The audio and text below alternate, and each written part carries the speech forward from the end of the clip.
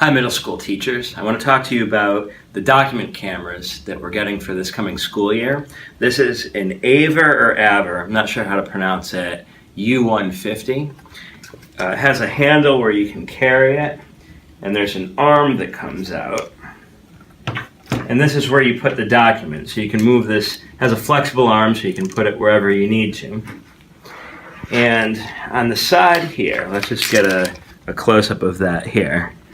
You're going to get a cable like this right here, and there's a mini USB port on one end and a regular USB port on the other. You're going to plug it into the mini on the document camera, and then on the other end, the full-size USB port, it's going to go into either one of your USB ports. There's one on either side.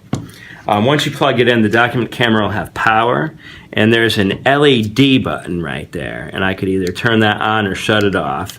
If you have a document, let's say like on close to a windowsill or something, and it's a bright day, you might not need the LED light. Also, another nice feature that they have, you only have 2 USB ports on your laptop, which isn't a lot.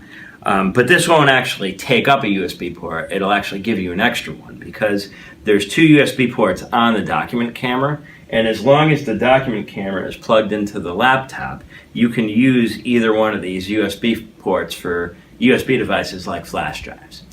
So stay tuned, and I'm going to go over the software portion of how to get started with the document camera. Before I show you the document camera, I want to show you the aver website. If you go to averusa.com, you can go to support, and there's a live chat button right here. So it appears that if you have any questions about the document camera, you can chat with people from the company. But if you scroll down and you go to document cameras and the U150, there's some resources down here. There's FAQs, troubleshooting, and then for downloads, I'm going to try to push the software out to everyone, but if it fails on your computer for whatever reason, you can come here under Downloads and then click on Mac and then just download the A+ suite and install it. You'll get prompted for administrator's credentials, but just type in the password that you use to log into your computer, and it should go through. So I'm going to open up the A+ suite now, which is what we use to capture images from the document camera. And if you go to Applications and A+ Suite, you'll see it right here. It's called Sphere 2.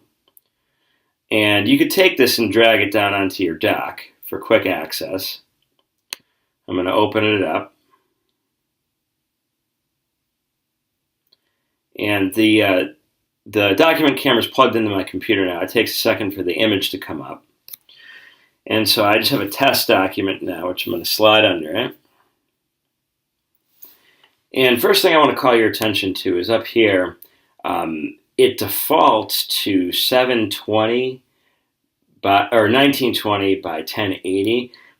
That may be too big for whatever you're doing, so you might want to drop it down. So I just dropped it down to 1024 by 768. So you could change the resolution on your document and then click on this capture button, and you have a couple of options. You could do a high definition capture, which is a very high quality image, which you probably don't need, or you can just press the regular capture button and it'll capture it, and when it captures it, it copies it to the clipboard. So let's say you're putting together a presentation and you're in Google Docs.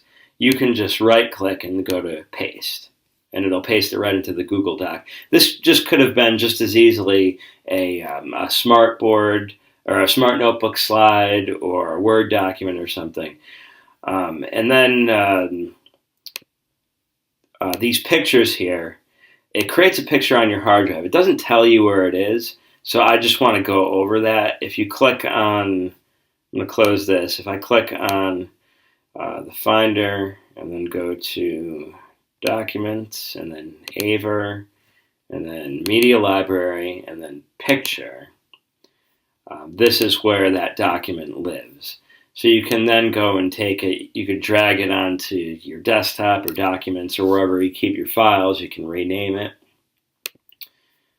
And you can also do an area capture too. Like just say I wanted just the text. I can click on this here and it'll just copy that. So this is just meant to be an introduction. If you want to get more into it, then just go ahead and you could watch some of the videos. They have a video tutorial series on their website. If I go to videos and downloads, and then I go to the A+ suite and class send, there's a section for videos. You can watch any of these, and it'll take you into the software more in detail.